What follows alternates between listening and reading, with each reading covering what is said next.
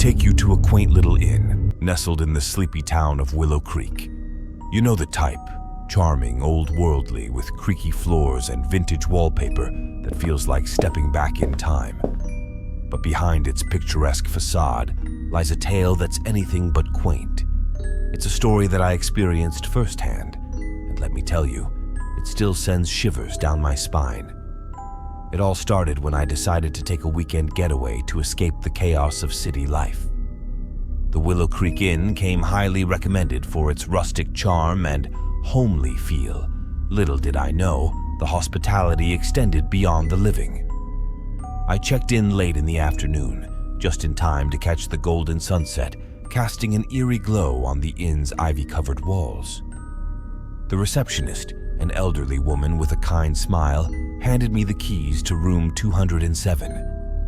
"You're lucky," she said. "It's one of our best rooms with a great view of the creek." I settled in, unpacking my bags, and took a moment to admire the room's vintage decor.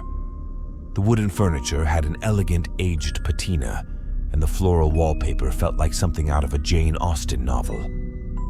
But as night fell, the cozy atmosphere took a darker turn. I decided to wind down with a good book, snuggled under the thick woolen blankets. The room was silent except for the occasional creak of the old building settling. That's when I heard it, a soft, rhythmic tapping coming from the window. At first, I brushed it off as a branch tapping against the glass. But when I pulled back the heavy drapes, there was nothing there. Just the dark, quiet creek flowing silently below. I shrugged it off and went back to my book. But the tapping continued, now more insistent. It was as if someone was trying to get my attention. My curiosity piqued. I opened the window, letting the cool night air rush in. Still, there was no one in sight. Feeling a bit uneasy, I decided to call it a night. But sleep didn't come easy. Just as I was drifting off, I felt a cold breeze sweep across my face. I sat up, heart pounding, and noticed the window was open again, though I was sure I'd closed it. The tapping had stopped, replaced by an unsettling silence. Then a faint whisper echoed through the room, barely audible yet undeniably there. My skin crawled. It was like a hushed conversation I wasn't meant to hear. I strained my ears, trying to make out the words, but they were just out of reach. The air grew colder, and suddenly, the room felt suffocating. I couldn't shake the feeling that I was being watched. I glanced around, and that's when I saw it, an indistinct figure standing at the foot of the bed. My breath caught in my throat. It was a shadowy silhouette, faint yet unmistakable. For a moment, we just stared at each other, frozen in time. Then, as quickly as it appeared, it vanished. I leaped out of bed, adrenaline coursing through my veins. I rushed to the door, throwing it open, desperate for light and warmth. The hallway was empty, bathed in the soft glow of old sconces. I took a few deep breaths, trying to calm my racing heart. Maybe it was just my imagination, the result of too many ghost stories and the eerie ambience of the inn. But as I stood there, a chilling realization washed over me. I wasn't alone in room 207. Something, or someone, was there with me, and it wasn't friendly. The rest of the night was a blur. I didn't sleep a wink, too scared to close my eyes.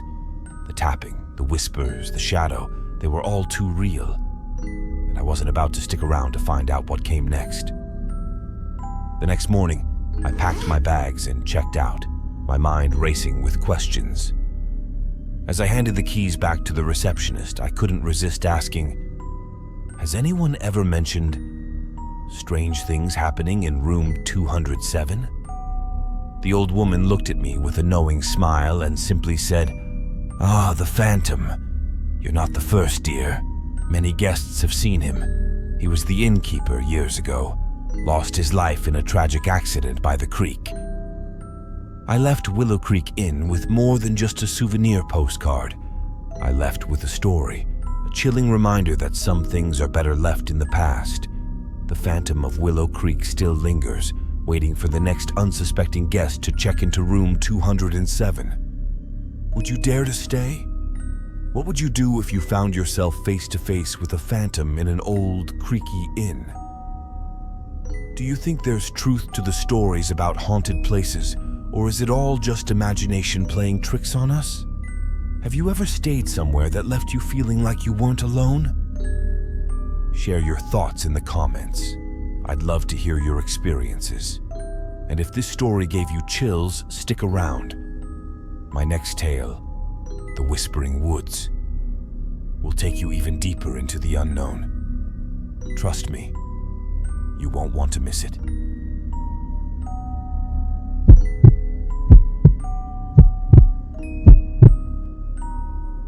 Have you ever had the feeling that you're being watched, even when you're alone?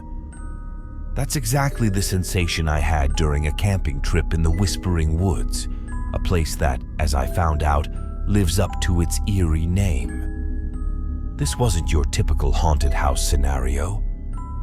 The terror here came from the depths of the forest, where the trees seemed to whisper secrets in the wind. It was a trip I'd planned with a couple of friends, hoping to escape the grind of daily life and reconnect with nature. The Whispering Woods was an isolated spot, perfect for a quiet weekend. We arrived in the early afternoon, the sun casting dappled light through the thick canopy of leaves. As we set up our tents near a small clearing, I couldn't shake a strange sense of unease.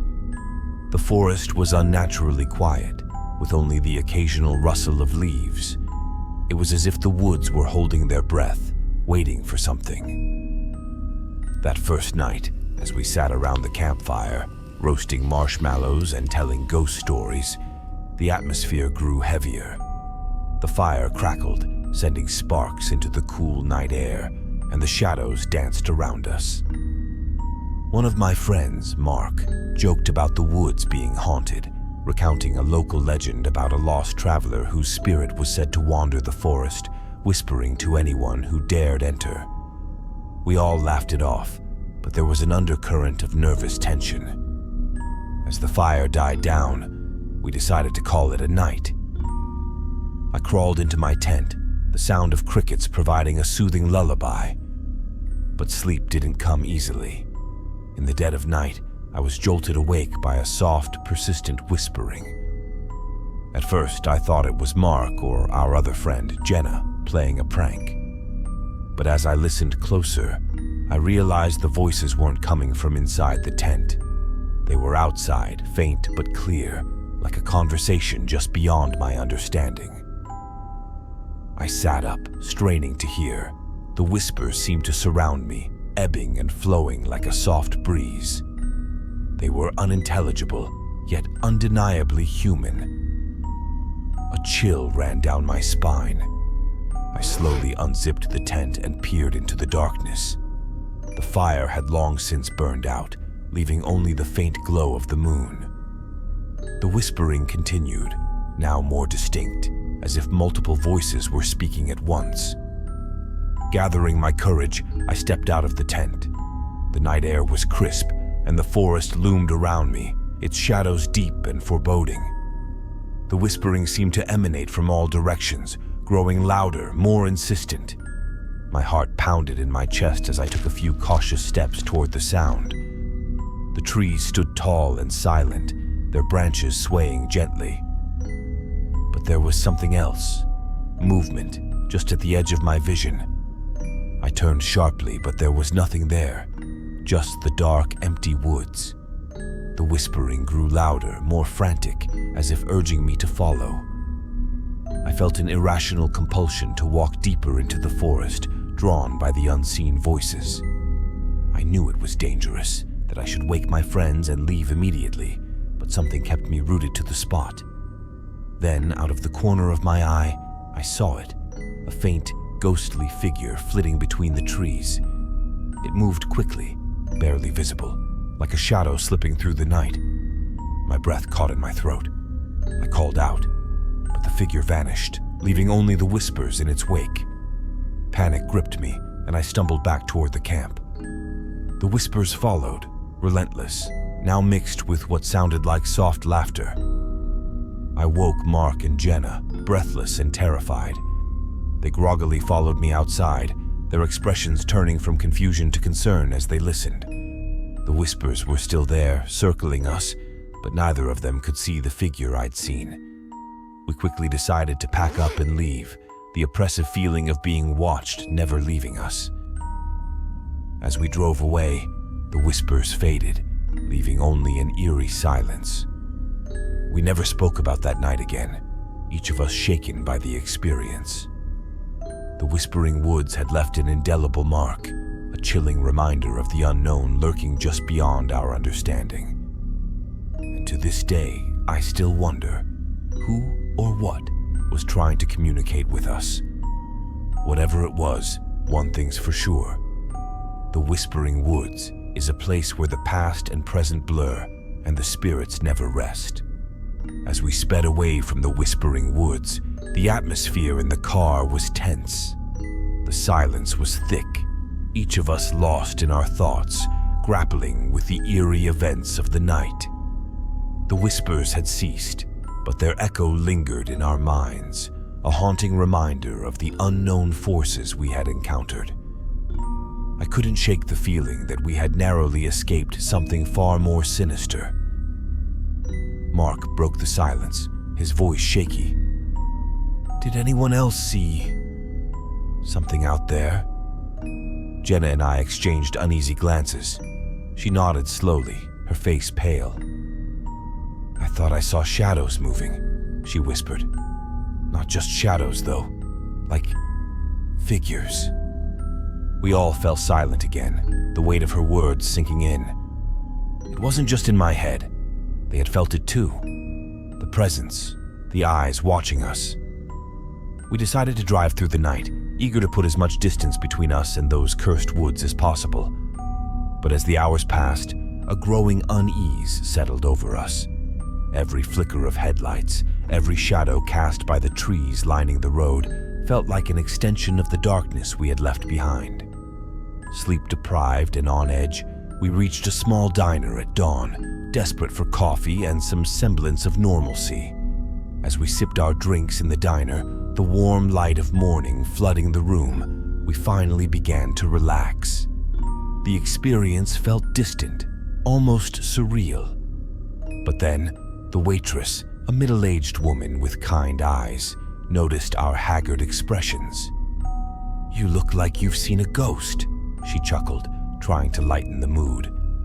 I hesitated, then asked, "Have you ever heard of anything strange happening in the Whispering Woods?" Her smile faded. She glanced around, then leaned in close.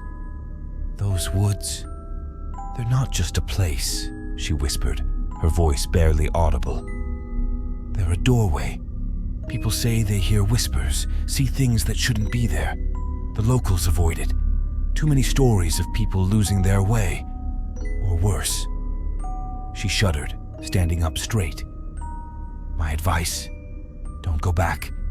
Some doors are best left closed." We left the diner with more questions than answers, a cold knot of fear tightening in my stomach. The Whispering Woods had been more than just an unsettling experience. It felt like a brush with the supernatural, a glimpse into a world we weren't meant to see. As we drove home, the morning sun casting long shadows on the road, I couldn't help but feel we had been marked by those woods. What had started as a weekend escape had become a chilling reminder that some mysteries are better left unsolved and some places better left unexplored. If you want to see more horror stories, check out my next video.